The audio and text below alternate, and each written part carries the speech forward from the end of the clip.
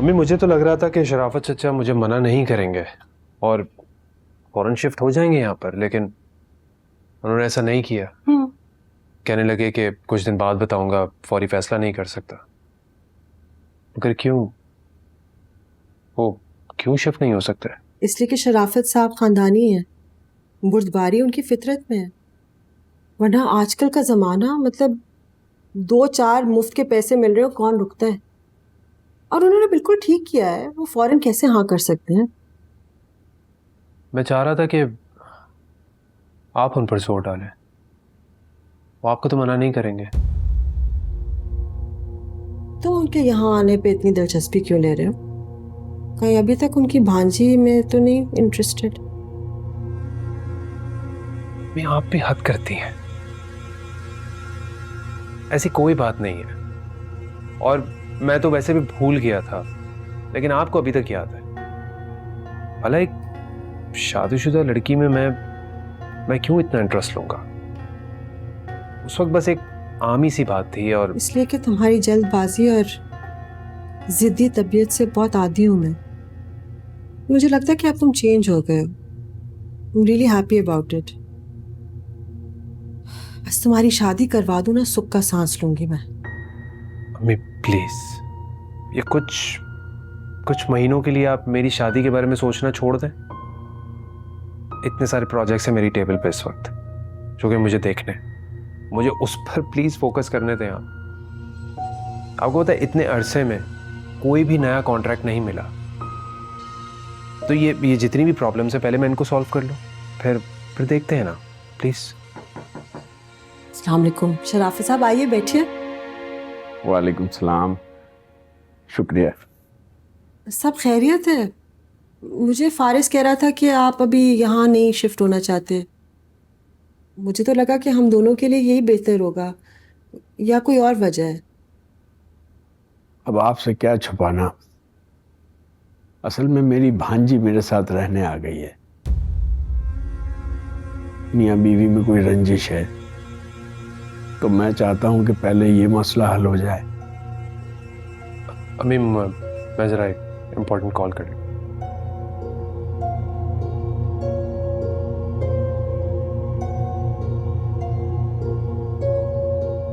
शराफत साहब, अगर आप चाहते हैं तो वो भी यहाँ आ सकती है, आप उसको लेकर आ जाइए। झगड़ा क्या ज्यादा सिवियर था? जाहिर है झगड़ा फिजिकल तो नहीं है, लेकिन रवैयों में इख्तिलाफ है।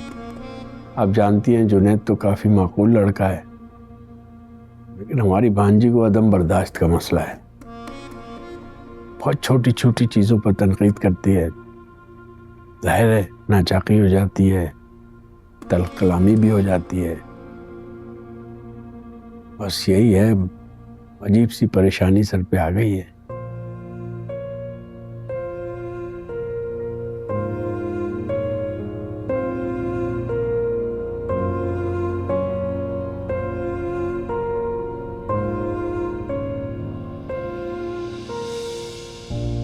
सॉरी हुस्ना,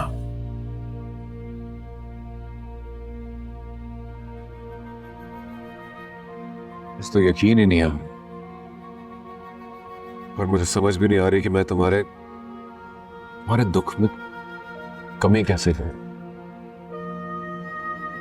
मीना को कोई हक नहीं पहुंचता था तुम्हें ये सुन कहने का। नहीं जुनैद, उसे हक है। हर बीवी को अपने शौहर पे शक करने का हक होता है।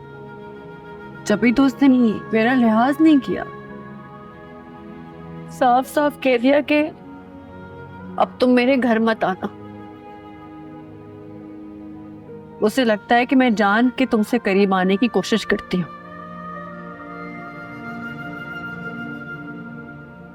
लेकिन एक बात बताओ जुनैद, तो ऐसा है? मैंने तो कितना चाहा कि वो मेरी दोस्त बन जाए, दिल से उसे अपना दोस्त समझती हूँ,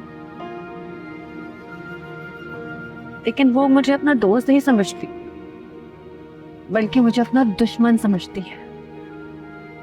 या रकीब का। पागल हो गई है क्या? मैं मान ही नहीं सकता कि ये मीना है, कि वो इस कदर गिर सकती।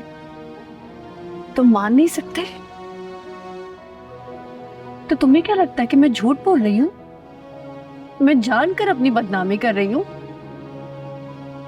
मोहल्ले की सीसीटीवी आंटी, मीना और पता नहीं कितने लोग मेरे बारे में क्या क्या बातें कर, मुझसे ये सब कुछ बर्दाश्त नहीं होता।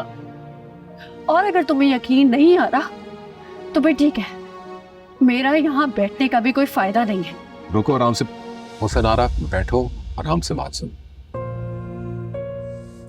मैं उसकी साइड नहीं ले रहा, क्योंकि उसने खुद को इस काबिल छोड़ा नहीं है। अगर इस कदर गिर गई है वो, और मैं उसे बोलूंगा कि वो आइंदा जरूरत ना करे कुछ भी कहने की।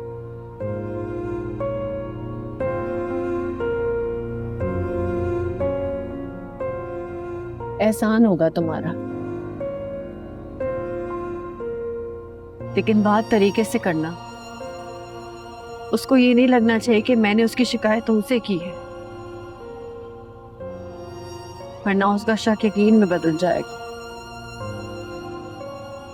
जो मैं नहीं चाहती।